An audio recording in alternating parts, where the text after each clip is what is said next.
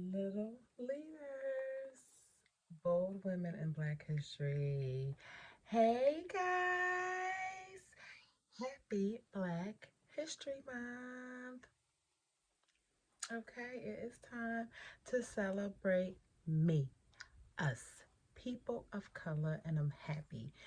If you don't know, this Black History Month launched in 1926. And it was just first a week. It was just a week of Black history. Um, 50 years later, to celebrate in 1976, President Ford made it Black History Month.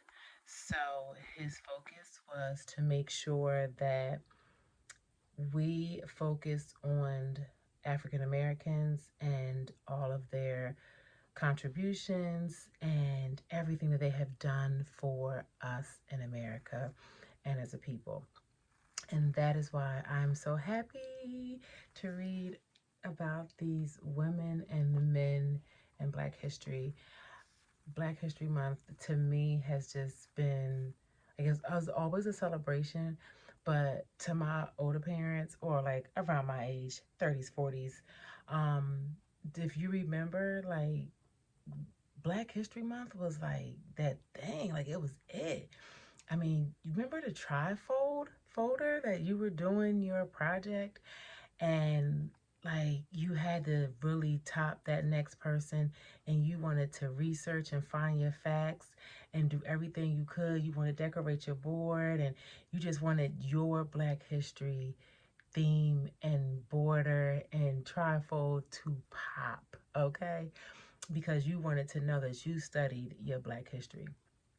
Nonetheless, can't do all of that right here, right now, but I do want to read to my preschoolers, to my little guys, just some importance in introducing the famous Black people who have brought us from then to now, and we are ever so thankful and grateful for them. So, without any further ado, let's start singing the song so I can read the book, okay? Read, read, read a book. We are getting smart. Here's some pictures. Take a look and quiet down to start. Are you ready? I'm ready. Okay, so this book is called Little Leaders, Bold Women in Black History. The author is Vashti Harrison. I love her books. They're amazing. I want to read you a couple things that are in here. First, this page right here. To all the women whose stories are in this book, thank you for being leaders. Thank you for being brave. Thank you for being bold. We are grateful and we are inspired.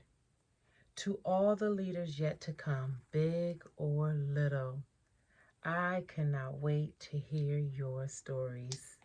I cannot wait. Let me tell you the first story about Sojourner Truth. This is Sojourner Truth. Okay, listen up. Sojourner Truth, born 1797 to 1883. She was an abolitionist and a women's right advocate. Okay, we're going to learn about Sojourner Truth. Sojourner was born a slave in upstate New York under the name Isabella Baumfree. Under the state's Gradual Emancipation Act, she was due her freedom in 1827. When she realized her slave owner was planning to keep her enslaved, Sojourner ran away with her infant daughter in tow. But this came at a huge cost. She had to leave behind her 5-year-old son. She had to leave her little boy behind. She couldn't bring her baby boy. The slave owner sold Sojourner's son to a plantation 1,000 miles away in Alabama. Meanwhile, Sojourner remained in hiding in New York until her freedom was official. When the coast was clear, Sojourner filed a court case saying her son had been sold illegally. She was one of the first Black women to file a court case in America, and even though it seemed nearly impossible, she won. She got her son back. Yay! She got her baby boy back. In 1843, she changed her name to Sojourner, which means traveler. So she changed her name from Isabella to Sojourner, and it means traveler, and became a preacher. She traveled the country sharing her message for women's rights and the abolition of slavery everywhere. Although Sojourner could neither read nor write, her voice carried far. In December 1851, she gave a speech that she made up on the spot. In it, she advocated on behalf of black women who faced the double discrimination of racism and sexism and had often been left out for the fight for equality. Aww.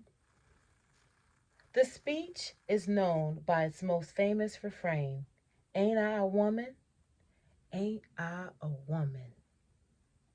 She went on to encourage African Americans to fight on behalf of the Union in the Civil War for former slaves to be given places to live and for desegregation of streetcars. She was an agitator and a fierce activist for equality. She was an activist for equality, and she started in with making the changes to our Black history. This is Sojourner Truth. Until next time, we'll learn more Black history facts. See you guys.